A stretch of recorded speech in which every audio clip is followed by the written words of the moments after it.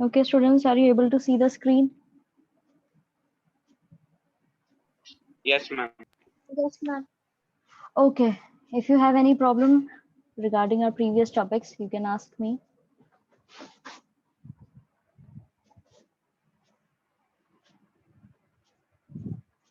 No, ma'am.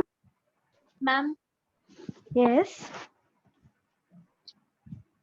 Ma'am ये जो chapter में मेंशन्ड है रोम और ईरान, मैम वो रूल कहाँ कर रहे थे? सिर्फ यूरोप, अफगानिस्तान और जो चीजें इसमें मेंशन्ड है एरियाज, या फिर लगभग पूरे वर्ल्ड पे? नहीं, यहाँ पे जो एरियाज यहाँ पे मेंशन्ड है बस वहीं पे ये लोग रूल कर रहे थे। धीरे धीरे ये कॉन्कर करते जा रहे थे, अलग अलग टेरिटरीज को अपने अंदर लेते जा रहे थे, वहीं पे ये रूल कर रहे थे। ऑल ओवर वर्ल्ड में ये रूल नहीं कर रहे थे। ठीक है। Yes ma'am. Okay, so we started the early empire और इसके हमने कुछ पैराग्राफ्स जो हैं पढ़ लिए थे। इसी को आगे कंटिन्यू करते हुए पढ़ते हैं। The regime established by Augustus the first emperor in 27 BC was called the principate. अब ये जो रेजिम यहाँ पे अगस्टस ने एस्टैब्लिश किया था, जो पहला एम्परर था 27 BC के अंदर, उस चीज को बोला जाता था प्रिंसिपेट। Although Augustus was the sole ruler and the only real source of authority, the fiction was kept alive that he was actually only the leading citizen. Princeps in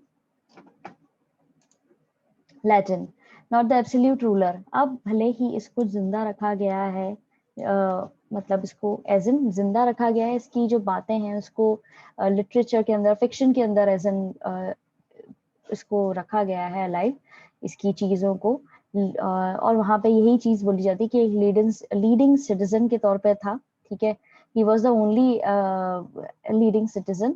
और ये प्रॉपर एब्सोल्यूट रूलर नहीं था, ruler proper नहीं था, ये एक leading citizen था जो लोगों को गाइड कर रहा था एज इन कैसे आपको चीजों को डेवलप करना है। This was done out of respect for the Senate, the body which had controlled Rome earlier in the days when it was a republic. The Senate had existed in Rome for centuries. अब ये सारी चीजें किसके द्वारा की जा रही थी? रिस्पेक्ट दिखाने के लिए सेनेट को। ये एक सेनेट जो है वो एक पुरानी बॉडी हुआ करती थी, कंट्रोल करती थी, ठीक है, कंट्रोल किया करती थी रोम को पहले।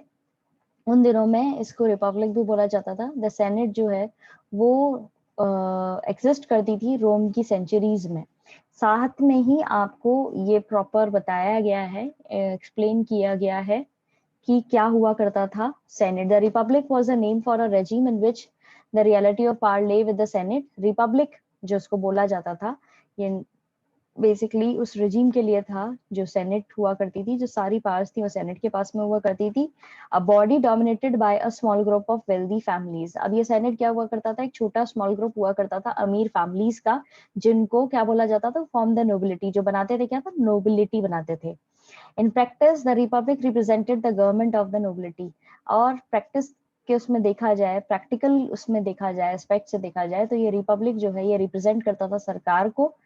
सरकार किसकी? द सरकार और the government of the nobility and exercise through the body called the senate. और इसको चलाया कौन करते थे? सेनेट चलाया करते थे। The Republic lasted from 509 BC to 27 BC. ये रिपब्लिक जो है ये 509 BC से 27 BC तक चला। When it was overthrown by the Octavian, उसके बाद में इसको ओवरथ्रो कर दिया था ऑक्टेवियन ने। The adopted son and the heir of the Julius Caesar, who later changed his name to Augustus. बाद में इसको जो जूलियस सीजर का वारिस था अगस्टस, उसको उसने इस चीज को अपने अंडर कर लिया था। बेसिक नाम उसका ऑक्टेवियन के उस पर बताया गया है, नाम उसने अपना चेंज करके अगस्टस रख लिया था। Membership of the senate was for life and wealth and office holding counted for more than birth. अब इस जो ये सेनेट है, ये नोबिलिटी बना रहे हैं, सरकार को रिप्रेजेंट कर रहे हैं, रिपब्लिक जिसको बोला जा रहा है, इनकी जो मेंबरशिप हुआ करती थी वो लाइफ लॉन्ग हुआ करती थी। ठीक है, ये पैसे वाले होते थे, ऑफिस होल्ड करते थे, और इनके बर्थ के उसमें काउंट की जाती थी फॉर मोर देन बर्थ, यानी कि एज इन इनकी जो वंश है वो आगे जाकर के जो और जनरेशन में आ रहे हैं लोग पाक, वो भी इस चीज को एंजॉय करेंगे। ये जितनी भी यहाँ पे चीजें दी गई हैं, ये मेंबरशिप जो दी गई है, इसको एंजॉय करेंगे। तो बेसिकली ये बताया गया है यहाँ पर। और कैसे ये ओवरथ्रो कर रहे हैं, रोम को किस तरह कंट्रोल कर रहे हैं, वो हमने पढ़ ही लिया। तो अभी तक जितना भी पढ़ा है उसके अंदर किसी को कोई दिक्कत? ये साइड में जो डिस्क्रिप्शन है इसमें किसी को कोई दिक्कत? No ma'am. ओके अब आगे पढ़ते हैं। The senate had existed in Rome for centuries. ये सेनेट जो है, ये जो छोटा ग्रुप हुआ करता था, ये काफी समय तक, काफी सेंचुरीज तक चला है रोम में। And had been and remained a body representing the aristocracy, that is the wealthiest families of the Roman and later Italian descent, mainly land owners. अब ये काफी सेंचुरीज तक चला है और रहा है काफी समय तक एक ऐसी बॉडी जो रिप्रेजेंट करती थी एरिस्टोक्रेसी को, यानी कि वेल्दिएस्ट फैमिलीज को, रोम की वेल्दिएस्ट फैमिलीज को रिप्रेजेंट करती थी। और बाद में जाकर के ये इटालियन डिसेंट के तौर पे भी जाने गए। और बेसिकली इसके अंदर कौन आते थे? जमींदार लोग जो थे वो आते थे वेल्दिएस्ट फैमिलीज के अंदर। Most of the Roman histories that survive in Greek and Latin were written by people from a senatorial background. अधिकतर जो है रोमन हिस्ट्री के बारे में हम पढ़ते हैं जो सरवाइव कर पाई उस समय में ग्रीक और लैटिन भाषा में लिखी हुई थी, वो बेसिकली इन्हीं लोगों का जो बैकग्राउंड था उस एस्पेक्ट से लिखी गई थी। यानी जो लोग सेनेटोरियल बैकग्राउंड के थे, सेनेट उसमें आते थे, उन्हीं के द्वारा लिखी गई है। From these it is clear that emperors were judged by how they behaved towards the Senate. और इससे हमें ये समझ में आता है कि एम्परर्स जो हुआ करते थे उनको ये ग्रुप जो है ये जज किया करता था कि जिस तरीके से वो बिहेव करते थे। एज एन एम्परर जो भी बिहेव कर रहा है उसको जज कौन करते थे? सेनेट करते थे। The worst emperors were those who were hostile to the senatorial class, behaving with suspicion or brutality and violence. सबसे खराब एम्परर्स उनको माना जाता है जो इनके साथ में बिल्कुल भी फ्रेंडली बिहेव नहीं करते थे सेनेटोरियल क्लास के साथ में।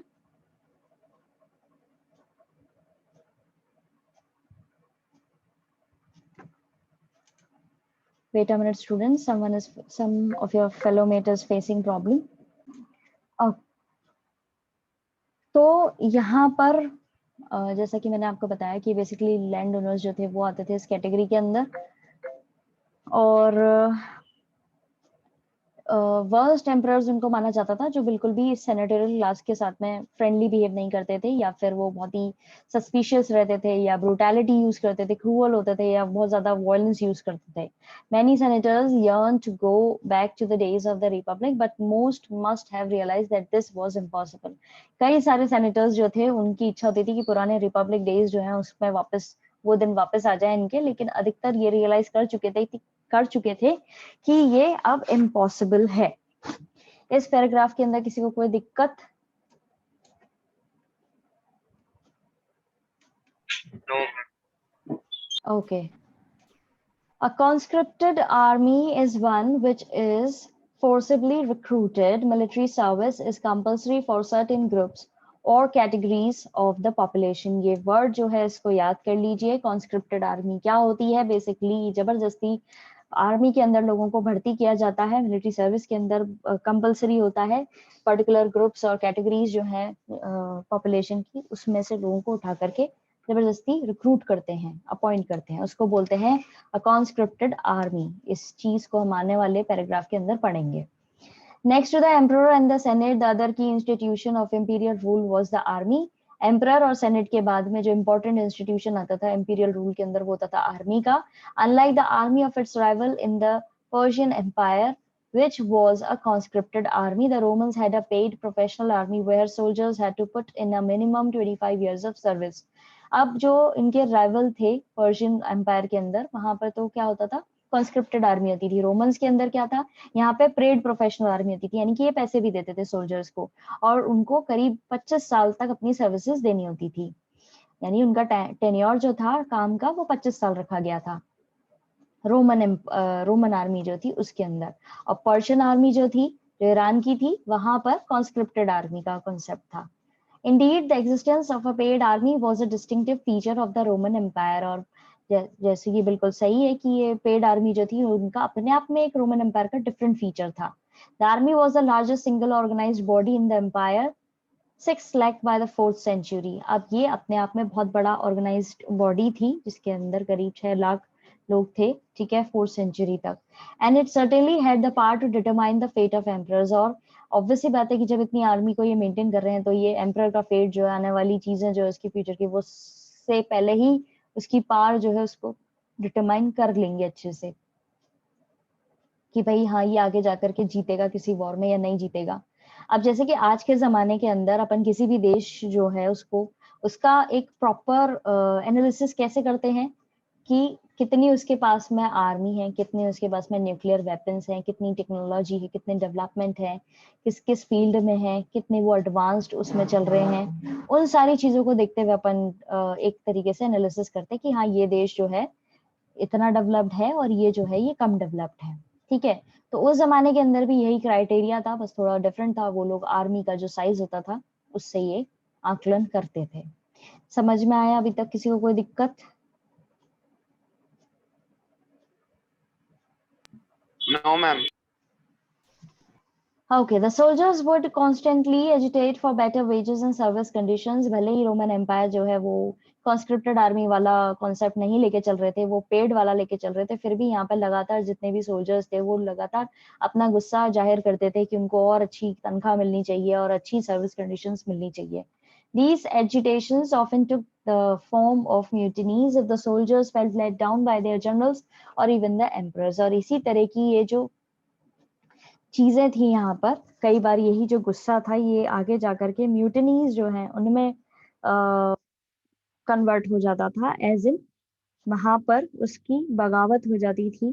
ठीक है, वो लोग रिवॉल्ट कर देते थे कई बार, क्योंकि उनको उनके जो सोल्जर्स होते थे या एम्परर जो होते थे वो ढंग से ट्रीट नहीं करते थे या उनके साथ में अच्छा व्यवहार नहीं करते थे, तो वो लोग बगावत कर देते थे, प्रोटेस्ट कर देते थे एक तरीके से। Again, our picture of the Roman Empire, Roman army depends largely on the way they were portrayed by historians with senatorial sympathies। अब दोबारा से ये जो पिक्चर हमारे सामने रखी गई है कि रोमन आर्मी ऐसा करती थी, ऐसा नहीं करती थी, ऐसा होता था, वो टोटली पूरी तरह जो हिस्टोरियंस जो सेनेटोरियल सिंपैथीज वाले थे, यानी जो सेनेटोरियल बैकग्राउंड को बिलोंग करते थे और उन्होंने जो लेखा जोखा रखा है, उसी पॉइंट ऑफ व्यू से हमारे सामने आया रोमन आर्मी का ये पर्टिकुलर फेस। ठीक है, the senate hated and feared the army. अब क्योंकि सेनेट जो है वो नफरत करते थे और डरते भी थे आर्मी से, because it was a source of often unpredictable violence, क्योंकि वो एक अपने आप में ऐसा सोर्स था जो अनप्रिडिक्टेबल हिंसा हो जाती थी, वहां पर लड़ाइयाँ हो जाती थी, specially in the tense conditions of the 3rd century when government was forced to tax more heavily to pay for its mounting military expenditure। और स्पेशली ये 3rd century के अंदर ज्यादा देखा गया था, क्योंकि उस समय में मिलिट्री एक्सपेंडिचर्स को डील करने के लिए इन पे बहुत ज्यादा हैवी टैक्स लगाए जा रहे थे, जिससे ये मिलिट्री को मेंटेन कर पाए। समझ में आया इस पैराग्राफ के अंदर किसी को कोई दिक्कत?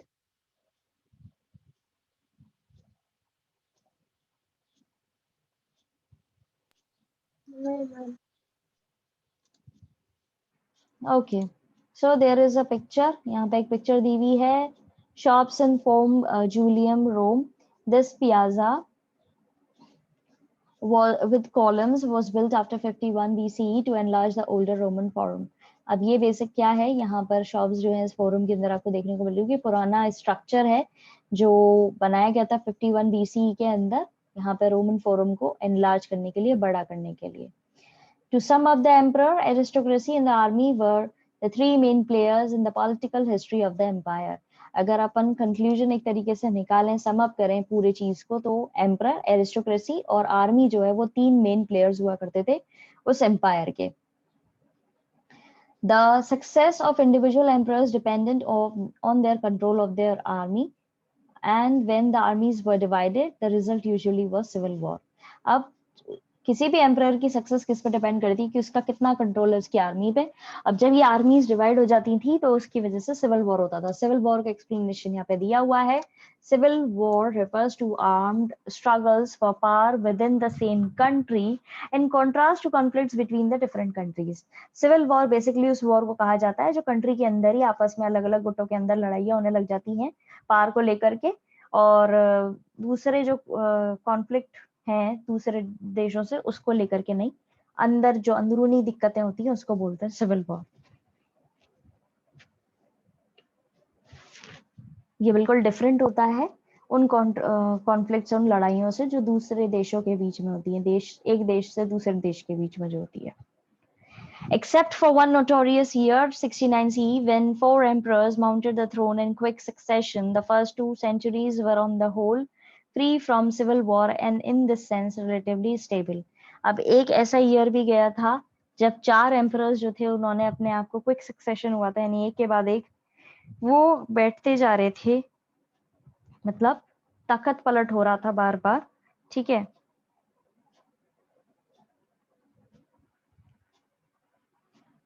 काफी फेमस रहा था ये साल। इस 69 सी के अंदर 4 जो हैं, पहली जो 2 सेंचुरीज थी उनके अंदर सिविल वॉर की कोई आशंका इसीलिए नहीं हुई क्योंकि बार बार जो है उस पे अलग अलग लोग बैठ रहे थे सिंहासन पे, and in this sense relatively stable, और इसी वजह से वहां पे सिविल वॉर के चांसेस नहीं बैठे क्योंकि ऊपर ही इतनी ज्यादा कॉम्प्लिकेशंस चल रही थी, बाकी चीजें स्टेबल थी। Succession to the throne was based as far as possible on family descent, either natural or adoptive, and even the army was strongly wedded to that principle. अब कौन आकर के सिंहासन संभालेगा, अब कौन किसका सक्सेसर बनेगा, वो पूरी तरह से बेस्ड होता था फैमिली डिसेंट पे कि कौन नेचुरली उसका वारिस है या अडॉप्ट किया हुआ है, और कितना स्ट्रांगली आर्मी जो है इस प्रिंसिपल को मानती थी उस पे। For example, Tiberius 14 to 37 CE, the second in the longest line of Roman emperors, was not the natural son of Augustus. अब Tiberius जो है वो basically natural बेटा नहीं था Augustus का. The ruler was founded the principate, but Augustus adopted him to ensure a smooth transition. अब ये रूलर जो है उसको प्रिंसिपेट के तौर पर जाना तो जाता था, लेकिन अगस्टस ने इसको अडॉप्ट किया था एक प्रॉपर अच्छे से ट्रांजिशन हो सके इसीलिए, क्योंकि इसका वारिस नहीं था। समझ में आया? किसी को कोई दिक्कत?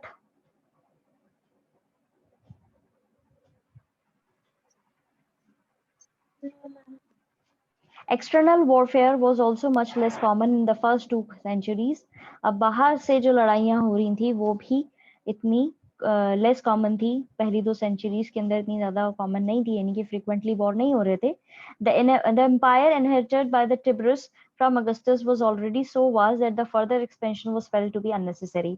अब जो इनको अगस्टस ने जो अडॉप्ट किया था टिब्रिस को, जब इसको एम्पायर दिया गया तो इसने ज्यादा टेरिटरी नहीं बढ़ाई क्योंकि ऑलरेडी वो बहुत ज्यादा फैला हुआ था एरिया, एम्पायर जो ऑलरेडी बहुत स्ट्रेच्ड था। In fact the Augustan age is remembered for the peace it ushered in after decades of internal strife and centuries of military conquest. और बाकी माना जाता है जो अगस्टन एज रही है, इसमें क्या था, इसमें ये मानी जाती है पीस के लिए याद की जाती है, शांति बहुत थी। आने वाले डेकेड्स के अंदर जो अंदरूनी इनके कलह चल रही थी वो अलग चीज थी, और किस तरीके से मिलिट्री ने जो है कुछ चीजों पे जीत भी हासिल करी थी, पर बेसिकली पीस के लिए ज्यादा ये याद की जाती है। The only major campaign of expansion in the early empire was the Trajan's fruitless occupation of territory across the Euphrates in the years 113 to 17 CE, abandoned by the successors. और major campaign तब चलाया गया था जब दूसरे जो ये treason fruitless, यानी इन्होंने कोशिश करी थी, एक और वो आए हैं सक्सेसर, उन्होंने कोशिश करी थी इस टेरिटरी को एक्सपेंड करने की, और कोशिश करी थी यूफ्रेट्स जो नदी है उस तक एक्सपेंड करने की कोशिश करी थी, साल का नाम दे रखा है, और बाकी ये जो सक्सेसर थे उस जगह के वो उस चीज को, सिंहासन को खाली छोड़ के चले गए थे। ठीक है, ये ट्रेजन का फ्रूटलेस जो है ये हम नेक्स्ट क्लास के अंदर पढ़ेंगे कि इन्होंने कैसे कोशिश करी थी आगे जा करके।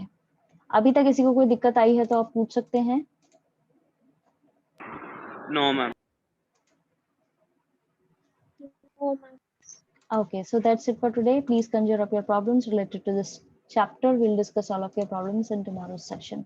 Have a nice day ahead, students. God bless you all. Stay fit, stay healthy. Thank you, ma'am. Welcome.